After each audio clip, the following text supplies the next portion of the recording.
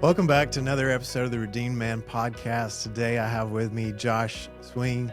Josh is a significant part of the team at Wildsparq, an online leadership development software company. He's passionate about leadership and gets to help businesses create lasting leadership cultures. Josh hosts the Secret Sauce Leadership Podcast, where he helps people learn effective ways to grow as a leader, develop their team, and make an impact. He played basketball in college, where he learned much about leadership and team dynamics. And he's been married to his wife for 10 years now, and they have 3 wonderful kids. Josh, welcome to the show. Excited to be here, Nate. I've been listening to a lot of the episodes, and man, I love the message that you're putting out there, how you're encouraging men to grow with and from each other and strengthen their faith and strengthen each other. And so I'm just excited to be here, dude. I'm fanning out right now. Well, thank you, Josh. It is an honor to have you on the show. I've really enjoyed getting to know you over the last few months and excited about our conversation today. I'd love to start out because I know it's a top priority in your life. Just tell me a little bit about your wife and your kids and your family. Yeah, man, they're so much of the reason behind who I am today. I think about a world in which I didn't marry my wife, Erin, and it's a scary thought to think about. I think this I can relate to that. The whole like cliche line, like outkicked my coverage, is 100% true for me. And she's helped me grow in so many ways over the past decade, which is crazy to say out loud. I think this is true of most people. When you get married, it's a wake up call to be less selfish, more selfless. And so I learned a lot through marrying Erin that, man, there's this other person now that I want to meet her needs before I meet my own needs. And I want to serve her wholeheartedly, unconditionally. And then that just amplifies with the introduction of kids into the picture. And No so, doubt. No doubt. you get kids in the picture, and then you quickly realize, like, man, I am no longer in control. I need God more than I've ever needed him before, because I certainly cannot do any of this myself. Not that I ever could, but I think it's a realization that, like, man, yeah, I don't know what I'm doing here. So it's been so helpful for me, and I've learned more from them than they've learned from me, certainly over the 5-ish years that we've had kids now. But my oldest is Elliot. She's 5. She's a leader. She like embodies that firstborn personality that you think about. And then I've got my middle child, Graham, and man, he's a ball of energy. Our boy, all over the place, will jump off of anything. And then we've got our youngest, Palmer, who is a year old, about a year and a half old. And she's like the third child vibes too. She's just like go with the flow, happy, smiling all the time, just loving life. So they're a fun bunch, man. I'm very, very thankful that God's blessed me with the incredible family that I have. Well, we know you stay busy with 3 young kids and what you do. And man, it's so awesome to hear about your wife, Erin, knowing that, you know, having that teammate beside you really equips us as men. I think, you know, not that a single man is less than in any way, but those who are married, what a difference it makes in empowering us and calling out the very best in us. I think when we have that teammate who loves us and sees the best in us, we as men function at our very best to have that teammate right beside us who believes in us when a lot of times we're struggling to believe in ourselves. So how cool is that? Turning a little bit younger, I'd love to hear about how you came to know Christ as your personal Savior and what redemption means for you. Mm-hmm. Yeah, I'll unpack a little bit of my testimony, and then would love to talk more about redemption, really the theme of this podcast. For me, my testimony is one of generational impact. And for the longest time, I would shy away from my testimony because I didn't have this crazy story. You know, I would hear the story of others where, you know, they went through this extreme extremely trying time or season of extreme difficulty that the Lord brought them out of, and they found Christ through that moment. And I didn't really have that. I found Christ in an early age at 7 years old. And so, man, I would always think like, man, my testimony isn't as cool as some other people's. I wish I had a cooler testimony to share. And then somebody shared this with me that my testimony is one of generational impact. So I grew up in an incredible home. God blessed me in that way by putting me in that home. And I know that's not true everybody. Not everybody has two fully present parents that are in their lives growing up over the years. And I had the opportunity to have that, which I'm incredibly thankful for. And my dad was a pastor. He was a youth pastor for most of my life. So I got to see him lead countless amounts of high schoolers and middle schoolers to Christ, which is really cool. And man, I remember praying a prayer with him in my room. I just called my dad in there and I said, Dad, I want to be in heaven one day with Jesus, as I learned this concept of what heaven was and what Jesus did for us. I said, I want to know Jesus. And so he prayed the prayer with me at 7 years old in my room. And, I started that relationship with Jesus Christ, but it's cool to see because of the way he lived his life, I was able to find Christ at that young age and pursue that relationship from that point. And so, man, I pray the same thing now over my kids every night when I put them to bed. I pray that God, I pray that Palmer would find you at a young age. I pray that Graham would develop a relationship with you at a young age. I pray that Elliot would be saved at a young age. Because of the way that I lead them, I want to keep that generational impact going. I feel a strong conviction to uphold that legacy so they can continue to tell that testimony. So that's a little bit of my testimony. And then what does redemption mean to me?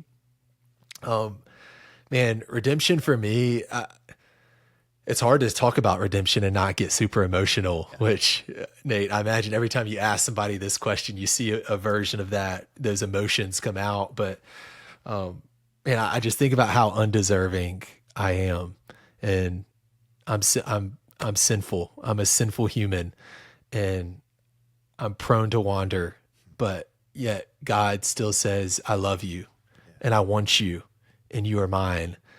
And Jesus dying on the cross for us, which was the ultimate, the ultimate illustration of redemption that you see there. To take us as this, as you look at the story of man, this God-like creation, and then to see the fall from grace that happens, and then the full story of redemption as Jesus comes back and dies on the cross for us so that we can have a relationship with him, is such a beautiful story and scandalous stories. You think about like, man, it's just not deserved at all. It's funny, like redemption for me, we've talked about basketball a good bit, Nate, offline. And I think about the Redeem team. If you remember some of the Olympics, you had the Dream Team, which was like Larry Bird, Magic Johnson, Michael Jordan, like the GOATs who went and won the gold medal. And then you had this like fall off period afterwards where USA did not have a strong showing in Olympics afterwards. And then you have the Redeem team, which was like LeBron and D Wade and Kobe Bryant and some of the GOATs of the millennial generation now, as they reestablished that spot at the top of the podium. And I think it's a cool illustration, even as you think about, man, we were created as this dream team almost. And, we sin, we fall short, and we have this fall from grace. But then God redeems us and puts us back on the podium in that number one spot and says, you are mine. And because you are mine, you are valuable. And that's all you need. So, those are some of my thoughts on redemption.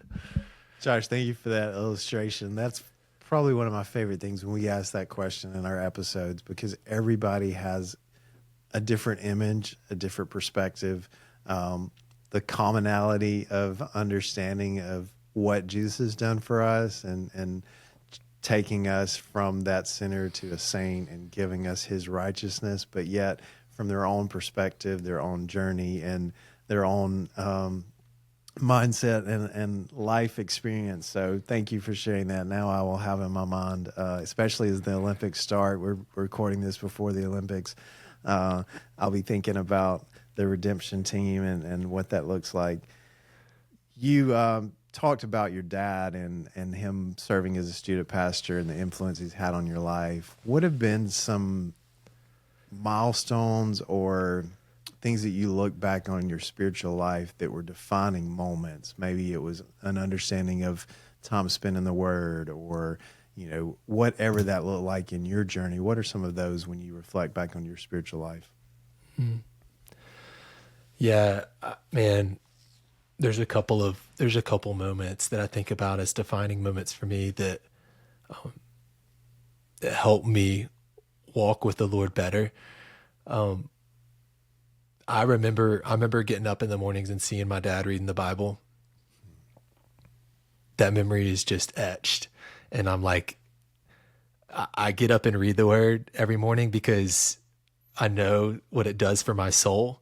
But also an ulterior motive is like, man, I want my kids to wake up and come downstairs and see and catch dad reading the Bible, and know that will do something for them.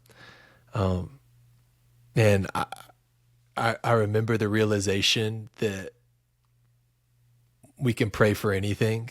Like, God is fully involved in our lives. We don't just have to pray for forgiveness from our sins.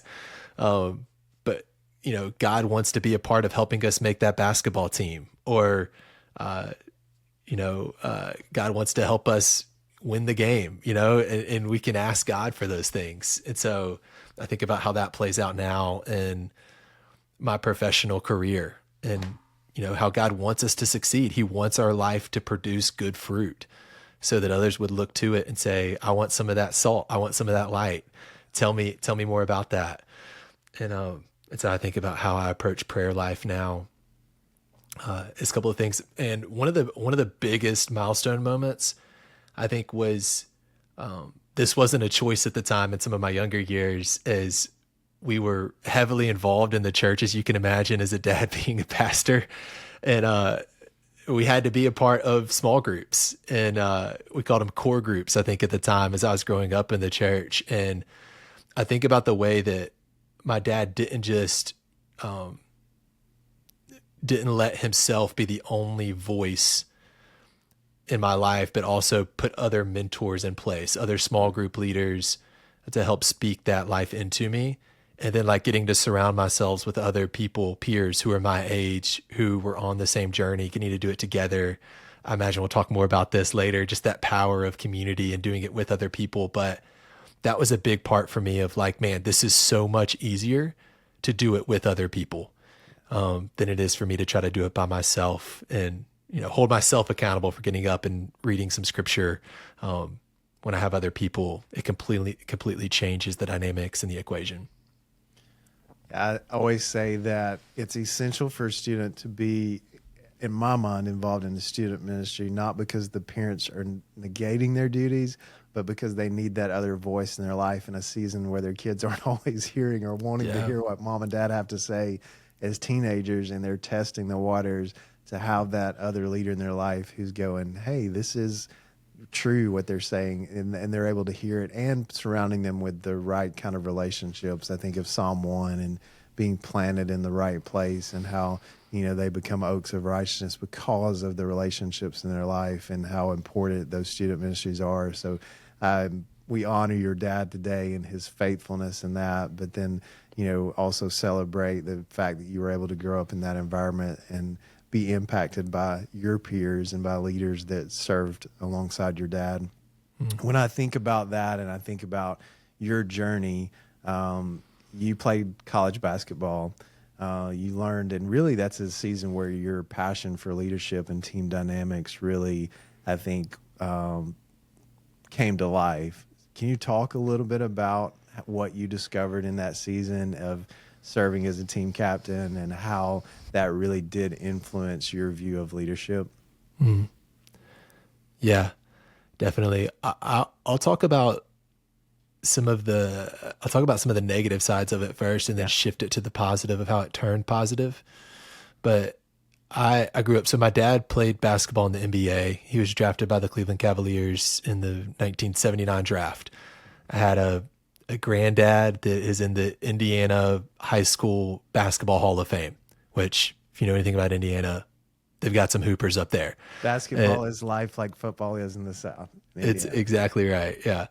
I have a brother right now that's playing basketball professionally in Mexico, and he's played for the last decade in places like Spain and Israel and all over the place. And so basketball was just a really big part of my family.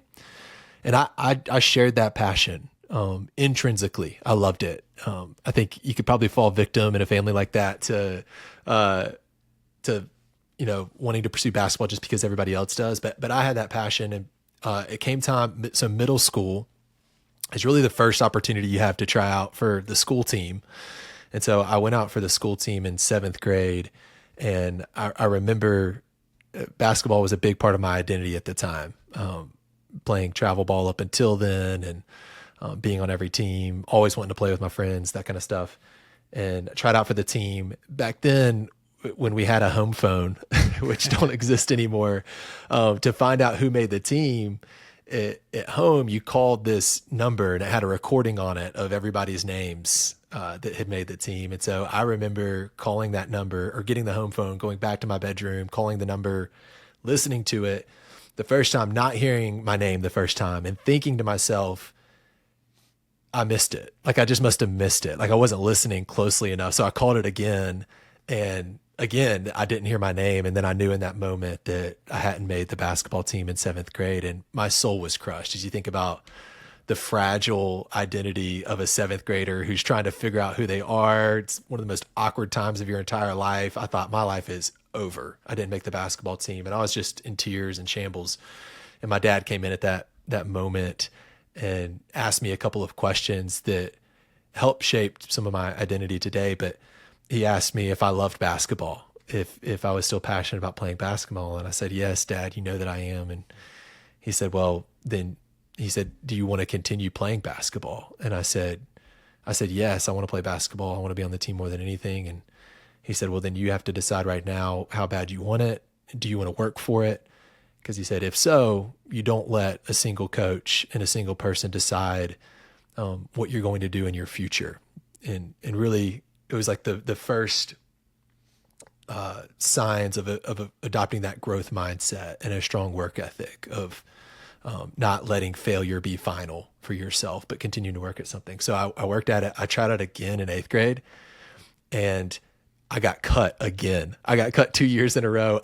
I didn't play middle school basketball, which is kind of crazy. I didn't make the team until my 9th grade year, and then ended up playing in college. But I think because of that experience, man, there was some really unhealthy questions that I had in my life of am I worthy?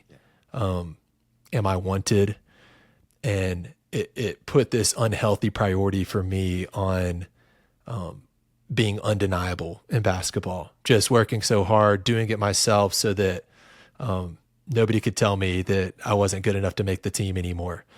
And it was a really unhealthy way to approach it. When I think about my emotions, everything rised and fell on whether or not I had a good game, whether or not I had a good practice, because my identity was so wrapped up in it. And I didn't have sight of where my true identity and value comes from, and that's in who the Lord created me to be. So even though I got saved at a young age, I was still a wretch and struggled with a lot of things. But I grew in my relationship with Christ really in college as I stepped on the college campus and started reading scripture a lot more and doing some of those things. And it helped shape my identity and my value in the right way. And I was a captain of the team in high school. I just, again, a lot of that goes back to my dad and just how he modeled leadership for me, and me knowing at my core, hey, this is what I should be doing with other people. Here's how I should be encouraging others. Here's how I should be giving effort in practice. Here's how I should be elevating others and helping bring out the best in them. And because of all of those things, I felt this conviction that I needed to be the leader of the team. without anybody telling me that I was the leader of the team. And so, being a captain of a sports team is a really unique leadership position because it's one of the only ones that's like crowdsourced. Yeah. It's like people vote on it. You don't get to vote on who's your manager or who's the CEO of your company. A lot of times you're stuck with that person. And so I really wanted to lead in such a way where people would choose to follow you. If somebody said, "Hey, who do you want your leader to be?" They would say, I want Josh Swing to be my leader because of the way that he adds value to me. And so that's played out over the course of my life. But it's where a lot of my leadership muscles were trained during that time. Seasons of difficulty. Not every teammate was great to play with, but got the opportunity to again be captain for a junior college team. So I played for 2 years at a junior college in Alabama called Shelton State, and then played my last 2 years, was the captain of my team at a school called Bethel University that's in Tennessee. And yeah, man, the relationships were so important during that time. And man, I got exposed to so many different things. I'm so thankful for basketball because of what it exposes you to. Like, while I did grow up in a home with both parents fully present and positive influences in my life, I had a lot of teammates who did not have that same experience. And it really developed in me this empathy for what other people could be going through, the struggles that they could be experiencing in life, because they just didn't get, the cards just weren't dealt in their favor. They didn't get all of the opportunities that I did growing up. So there's a lot that I learned in that process, but those are just some of the things that basketball helped teach me. Well, we'll probably talk a little bit more about that and what you learned. But now you are at Wildsparq, which is all focused on leadership. So talk a little bit about what Wildsparq does and how that really does feed into your gifts and desires to speak to leadership. Mm. Yeah, I live for Wildsparq, man. I love what I get to do as a day job because of the impact that we get to make on people's lives. And here's how it all tie in. I think it's a cool opportunity. There's just a percentage of the population in our world today that, man, they've counted out Christianity. They're just not going to step foot in a church on their own. And so I think that's really sad. And one of the cool things that we get to do through Wildsparq is we get to introduce them to some of these leadership principles that are rooted in the Bible and in their working environment. So while not everybody's going to step into a church, everybody does have to step into a job at some point in their life. You got to work to make a living. And so we get the opportunity through people's work to introduce them through leadership principles, to do it in a team dynamic. So they get to feel the power of having other people that are invested in their lives, that are holding them accountable, that are helping them be successful, that care about them. To experience some of those things for the first time is transformational, as you can imagine. And I'll tell a quick story about even like the boardroom. We call it like the boardroom to family room impact that we try to create. And so while these are all leadership principles that help people be better business professionals, things like emotional intelligence and how to handle conflict and how do you successionally lead somebody else? How do you grow up leadership skills in the next generation? How do you have more self-awareness and intentionality behind how you're growing yourself? Those type of things. But what's cool is that they learn it and they're thinking about it from a business context, but then it overflows to the way that they go home and lead their families, the way that they show up as a husband or a wife or a son or a daughter or a brother or a sister. It shows up in the way that they coach their kids' little league teams. It shows up in the way that they want to go serve in their community and make an impact. And I got a phone call one time as I was in a primary sales-driven role at Wildsparq, and it was a woman. She called, and her initial question to me was, "What have you done with my husband?" And I said, "I'm sorry, ma'am. I think you have the wrong number." And she said, "Is this Wildsparq?" And I said, "Yes, it is," and was shocked. She said the name Wildsparq because of how she started the conversation. And then she went on to elaborate and explain. She said, "Well, my husband has been more intentional in the past couple months than he has ever been in our marriage and in his parenting of our children, with how he not only tolerates conflict, but helps navigate it in a healthy way. And so previously he would sweep it under the rug, or he would walk out of the room, or he would be absent. And now he is fully engaged. And I asked him what happened, what changed, where have you learned some of these things? And he shared it's through this thing called Wildsparq that we do at work. And so she just said, if it's able to help my husband in that way, and she was working at a real estate company, she said, my company needs to be doing this too. And I thought that was just the most beautiful testament to what we are trying to do, the purpose that Wildsparq stands for. And it's to create multiplying movements of multiplying leaders in the for-purpose marketplace. And to see the way that those multiplying movements happen inside of where it matters most, and that's people's families and in their heritages. So that's a little bit about what I get to do at Wildsparq. Nate, was that clear enough? That is very clear, and I think I love that it's business focused, but yet that goes back to the home and goes back to what's happening in their personal lives, and that's its impact is much greater than just the business world, even though the focus is on how you implement it in business and how you do it in community. For the Redeemed, we're all about men getting into authentic community where they're able to share honestly what's going on in their life. And I think that is one area in our culture I think we have grown in some ways, of the ability to share where we are and what's going on in our life. I think there's probably a little bit of a swing too far in some ways, but in some ways it's been very healthy for us to learn, especially as men, to be able to communicate about how we're feeling about something, to be in a conflict situation and know how to handle that in a proper biblical way. And you talk about those principles, and I think that's so neat to think about how God's truth permeates every sector of society. And when we look for opportunities as believers, there's so much that we can talk about and impact people wherever we are, no matter what we're doing, especially in the area of leadership. I know John Maxwell's used his ability to speak to leadership, to the opportunity to open the door to share his faith. And so many people have used their leadership skills to be a conduit for the gospel. And so thankful for what you guys are doing there. As you in your role, what do you enjoy the most? When you look and think about a week for you or a month for you, what is it that as you're fulfilling your role that just excites you more than anything? Man, I think it's that. It's what I just shared. It's the stories of life change. That's ultimately my personal vision for my life, is to make other people's lives better, as simply as I can put it.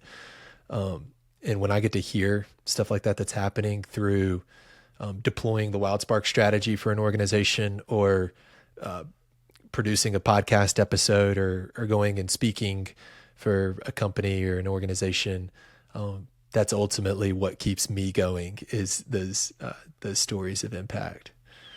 Well, knowing what you guys are doing at Wildsparq, let's hear a little bit about the podcast. So the name of it, The Secret Sauce, people might understand, some ties to Chick-fil-A and that culture.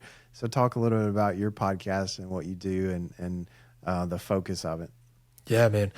One of the organizations that we work with at Wildsparq was Chick-fil-A. That's how I got introduced to the organization when I started working at Wildsparq. And so I was serving the organization of Chick-fil-A for about 5 years. And anybody who's ever interacted with leaders at Chick-fil-A, you know that they're some of the best leaders in our country. Chick-fil-A owners and operators and leaders at the corporate level within Chick-fil-A, when you look at what they've been able to accomplish in the business sector while maintaining their focus on the right thing, which is glorifying God, which has just been so incredible to see for a, 13, 15, $16 billion company now that exists. And so I was getting to learn and grow a ton from countless operators and leaders inside of their organization that were pouring into me. And to the point where I felt a little selfish, just hoarding it all myself. And I was like, man, what are some ways where I could expose more people to the ways that I'm getting to grow through these conversations? And you had the podcast boom that was happening at the time where a lot of people were moving to audio learning. And so I said, let me take a shot at this thing. And if it's terrible, I'll do a couple episodes and I'll never tell anybody about it. I'll just delete it off the platform. Nobody will ever know that it existed. Thank goodness that wasn't the case. That it was actually impactful and people have grown and been impacted by it. But it started out just as interviewing Chick-fil-A owner operators with the way that they approach leadership inside of their restaurants and in their communities and with their families, and would extrapolate some of their best practices for leadership and share them with the world in a way that was very easily applicable for people. They could take it, they could learn about this new habit, they could go and implement it in their life in a very seamless way. And then it's grown from there. So now it's opened up to more than just Chick-fil-A. The logo is still like a Chick-fil-A sauce packet. Just I like the logo, so I don't know that I'm ever going to change it. But the premise of the podcast is identifying people's secret sauce for leadership, because everybody is unique. And God has designed you and wired you uniquely to create value in this world like only you can, because only you are in all the circles that you are in. And so, man, my goal is to highlight, yes, the guests that come on my podcast, what that is for them, but also help people identify that I have a unique secret sauce and it can grow and it can adapt. And I can continuously add more and more value to people in a way that's unique to me. So, man, we're about 2 years into the podcast now, a little over 2 years in, and no plans of slowing down anytime soon. Speaking of secret sauce, which Chick-fil-A sauce is your favorite? Oh, man. I ask everybody this question on my podcast, and I should have just like an immediate answer, but man, it's just so hard. I will say, as of late, sweet and spicy sriracha has been my go-to. It's so good. That's my go-to. Usually I'm going to get that. I might get Polynesian and we'll get Chick-fil-A sauce. And those are kind of like the definite if I'm stopping at Chick-fil-A. Yeah. Yeah, it's good stuff, man. Well, and for me, it's dipping my fries in the sauce, not the sandwich. So I don't know. I like it on the especially the sriracha and the Polynesian, the sweet and salty together. But anyway, we can fan out all day. Yeah, Chick-fil-A, you can have a conversation around it about so many different aspects of their business and their food, and I'm so thankful for their influence in our culture. As you think about the episodes and what you get to talk about leadership, is there a recent episode or something as you reflect back over some of those, that a principle or something that you guys discussed in leadership that really stands out to you, that you're like, man, that is something that I think really needs to be brought to the forefront, or something that we could talk about? Yeah, there's so many over the years that I've seen, or that I've heard and applied to my life and seen fruit from it.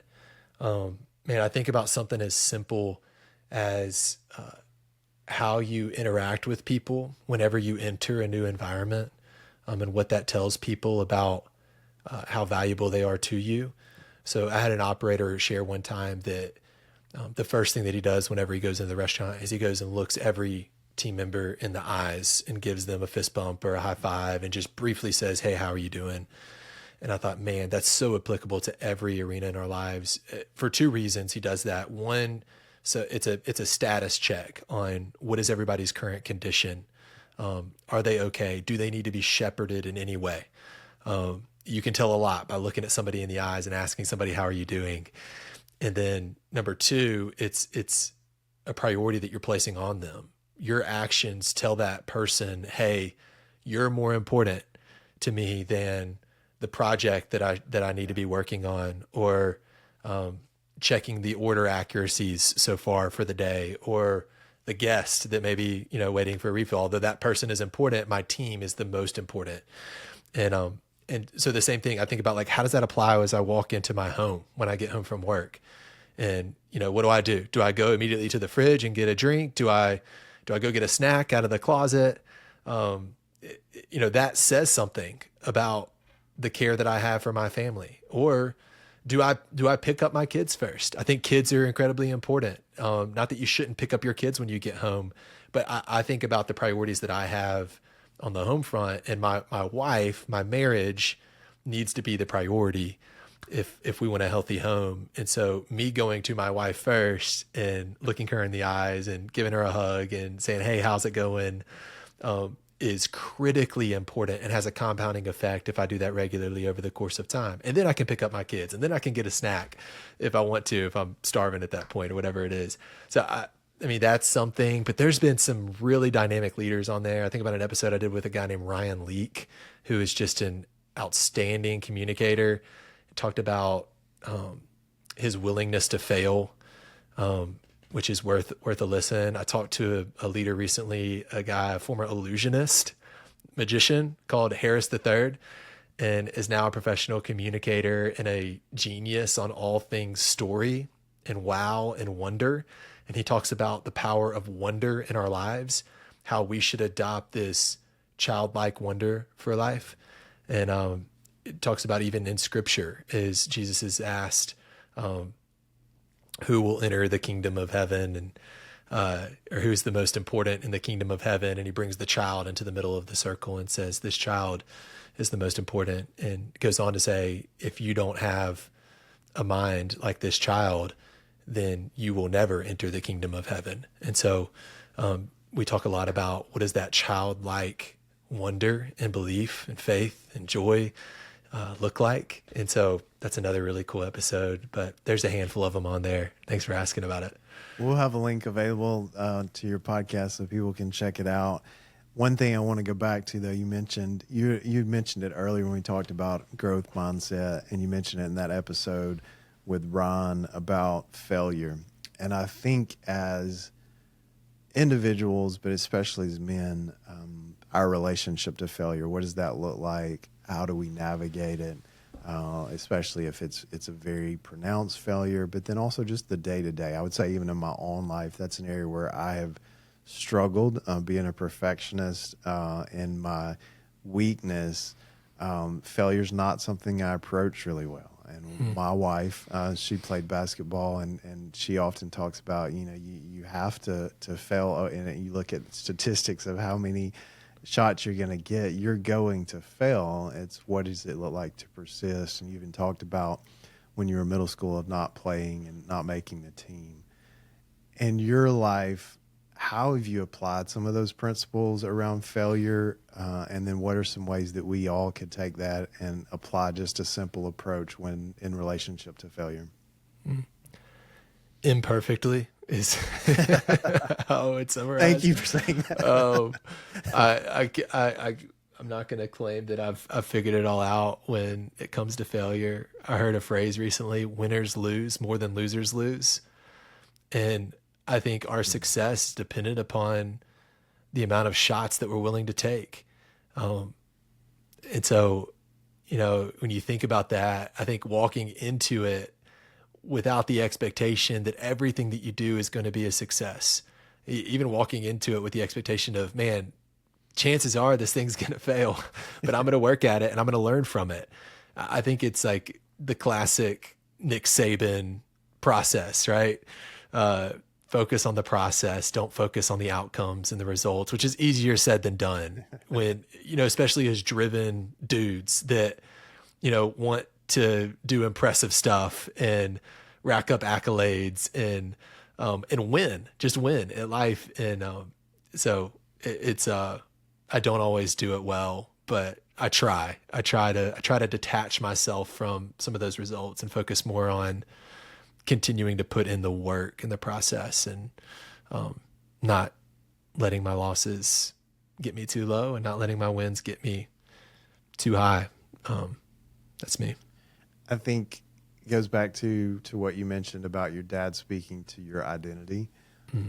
If that failure, if you see that as defining who you are, then it has a different power over us than seeing who we are and understanding that failure is not who we are. That's something that we did that was part of an experience or an action.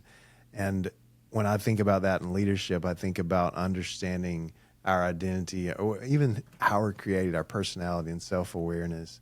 What are some of the things that you've done with yourself, but then maybe even with Wildsparq, to that self-discovery to help people unpackage their wiring and how God's created them unique? Because I think so important for people to understand that, they may not be Steph Curry, but they may play a different role on the team, that maybe their name's not as well known, but they have something to bring.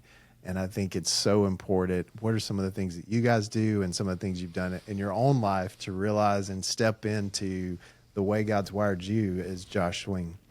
Yeah, man, I think you hit the nail on the head there with like, you can be process oriented and all the things and try to do all the best practices, but without a core understanding that my value is in Christ and isn't dependent upon the successes and the failures, it all falls apart. Some of the things that we would help people to do as they're going through, man, how understanding, how has God designed me? I think number one is reflecting on your story. Being on a podcast like this with you, Nate, is so therapeutic for me, just to reflect some of the questions that you asked on what are some of those, fondest memories that you have, and who is that person that helped shape you in the way that you are today. I think everybody needs to be reflecting on questions like that, but unfortunately not everybody will be asked questions like that. So individually, I think all the listeners, ask yourself those questions. How would you answer it? What are like the 4 to 5 major things that you've been through in life that have helped shape you into the person that you are today? Because nobody else is going to share all of those things with you. They may share 1 or 2 of those life events with you, but they're not going to share all the things that have shaped you into the person that you are today. So understanding those things and how it's built things in you is a big part of understanding what God has brought you to shape you into the leader that you are today. I'm a big fan of assessments too, Nate. So I would recommend, I like the DISC assessment from a personality perspective, or the Enneagram. I also like the Enneagram. You could pick whichever one you wanted to look at.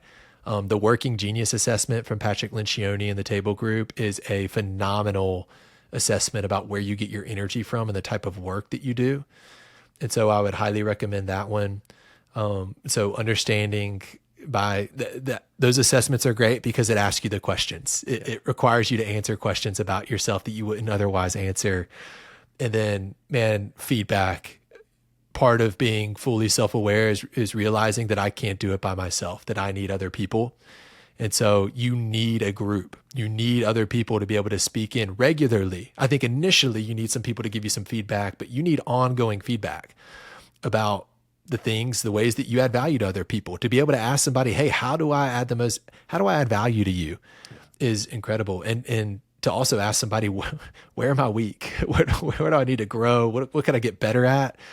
Is having a group around you like that is incredibly powerful. And I know is a big part of what the work that you all are doing through the Redeemed. But those are, I guess, 3 things. If I was recapping: reflect and understand your story fully, take some assessments, and then get feedback from other people. So crucial, and not only crucial in our leadership, but crucial in our spiritual lives. I mean, one of the things that is so important is sharing your journey with other people, because there's things that you've experienced that God's allowed you to walk through that sometimes you can help keep somebody else from having to go through that by sharing your own story. But then also I always think back to scripture about, Cain and Abel and being our brother's keeper. There is, as in the body of Christ, we come in yielding to one another and seeking to serve one another. And part of that is feedback so that we get better. And so I love that you brought that up, because I think it is so crucial to our understanding of who we are and how we're wired. So you mentioned the Enneagram and you mentioned the DISC profile. I would love to hear what Enneagram number you are and a little bit about your personality. And when you think about your personality, what for you, Josh, has been some of the harder things to learn to love about yourself? Because I think sometimes when we see our personality, you can kind of go, man, I wish I was like somebody else. Mm. Yeah, I think about Enneagram DISC. I think a 7 on the Enneagram. I need to go back and fact check that. I know I'm a high S and then a secondary I on the DISC assessment, which means I'm steady and then influential. Don't really like change. Don't like change. I'm a peacekeeper. I am a recovering people pleaser, I like to say. That's part of one of the things that was hard to come to terms with. Is I believed the lie for so long that I was doing people a favor by not giving them the critical feedback that they needed to hear. And in reality, I was prioritizing my own comfort over somebody else's growth, because my directness is not as high as my S and my I. And so, man, I envied the people who could just be brutally honest with others. But man, for me to do that, it just tears me up inside. Like, it takes a lot. So if I'm giving you feedback, man, you know that it's important feedback, because it's tough for me. It's tough for me to get there. One of the harsh realities from the Working Genius, which looks at where you get energy from, I'm a galvanizer and an enabler. And so, which plays into the whole captain thing, where I get most of my energy from motivating and inspiring other people, and then helping them be successful. So calling out the best in them, maybe more than they see themselves, to allow them to succeed. One of my frustrations is tenacity, which no man wants to hear. Like, your working frustration is tenacity. We, like, as guys, we're like, no, I'm tenacious. Don't tell me I'm not tenacious. And so that was hard to come to terms with. The definition of tenacity, though, is like, you want to see things through completion. Like, you just want somebody to give you a task, and you just want to go head down and be able to check off that task and complete it. And there's moments where I can be tenacious if I want to, but it's draining for me to do the checklist and to check things off the list. And I am at fault for letting things fall through the cracks at times because of that. And so I think some of those understandings of knowing, man, this is true about me based on the way that God designed me is important to embrace, so that you can grow in them, and not let them hold you back from creating the impact that you can create on other people. And I think too, you have a greater understanding of our need for community when you understand yourself and realize there's areas that you don't have everything you need to fulfill a task or to carry out a responsibility, even in a home, like a husband and wife, and the different personalities that are there, or in a team where you even look in our nation where we have president and vice president. There's those dynamics that come together when you have a team that offsets some of those weaknesses that we all have. When you were talking about tenacity, for me, I'm a C and perfectionist. So follow through is one of my strengths. Like, I'm going to push and we're going to get it done. And even, my wife laughs all the time, because sometimes I'll start something. She's like, are you sure we've got enough time to finish that? 'Cause she knows that I'm going to do it till I get done with it. But when we come together in a team, we learn to pull out those strengths and utilize each other, and we realize that we're insufficient in ourselves without others. And I love the beauty of that, because I think that's a reminder of the way God's designed us to function in community. Just as there's the Father, the Son, and the Holy Spirit, and God's designed the Trinity in a unique relational way, that we each need each other as well to fulfill our responsibilities. And I think discovering that's so important, whether it's the Enneagram, and there's so many new tools that come out all the time. And I say, why not take them? Why not ask those questions? Because we discover more about ourselves. We may disagree with some of it. We may think they're all going to have their fallibility, but at the same time, they're going to be a great discovery tool that we can utilize. Josh, when we look back over what we've talked about and think about leadership and your life, is there anything that we haven't talked about that's kind of on your heart and mind that you would like to pull out? Man, something that God has put on my heart recently, just through conversations with you, Nate, is just the importance of the work that you guys are doing. And I just want to encourage everybody listening to lean in, whether you've listened to multiple episodes before, this is the first episode that you're listening to. Man, lean into the power of doing it with other people. I think about recently, Justin Whitmel Early has a book that you're probably familiar with on the value of friendship. And even specifically, he talks a lot about male friendship.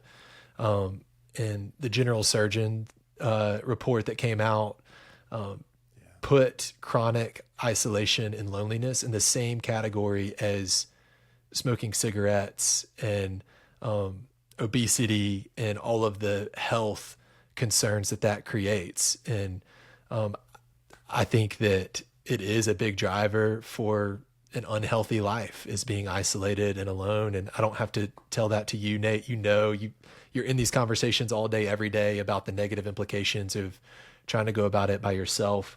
Man, I would just encourage the audience to lean in the power of doing it with other people. A report recently from Psychology Today, I'll give some people some stats. I'll nerd out for a second. 65% more likely to accomplish something if you will just say it to somebody else. If you have a group to speak it into existence with, you're 65% more likely to follow through on it. And you're 95% more likely if you know that, hey, next month I'm going to sit down with this same group and they're going to ask me questions about it. And as good as you think that you are, you're not. You need other people. And if you look back at your life, you could see how there's a graveyard of all the things that you probably tried to go about doing yourself that you were unsuccessful at. Anytime that I've been successful, I know that it has been because of other people that I've invited into my life. And so, I think just a quick word that I wanted to share there, Nate, as we wrap up today on the importance of, and the power of male friendships and fellowship in our life. Yeah, Josh, thank you for championing what we do. We have seen it in our own personal lives, Paul and I, but we've experienced with guys in our groups. What I would say to most men is don't wait till you're in crisis to get in community. Get in community beforehand so that you can prevent some of those things from happening that you may think, oh, I'll never do that. Well, on our own, we would probably do some of the worst things in the world. But in community, we have other people who have our back, who help protect us, who help encourage us, who do exactly what you do, even in what you just did, encouraging and helping connect people together. And if you're interested in a group, go to our website, theredeemed.com. My email's on there. Reach out to me, connect with me, sign up with a group. If you don't see a group that works for you, please let me know. We do some one-on-one coaching sessions, and at the end of the day, we're going to do everything we can to connect guys in community with other men so that they can feel encouraged, supported. And the great thing about it is most of our groups are online, which is great for men who travel with their work, with young families who you feel like, oh man, I can't leave my kids. I need to be there to help my wife get them to bed. Hey, you can jump online in this group. It's much easier with your schedule. And then you can connect no matter where you're at. Sometimes it can be later in the day.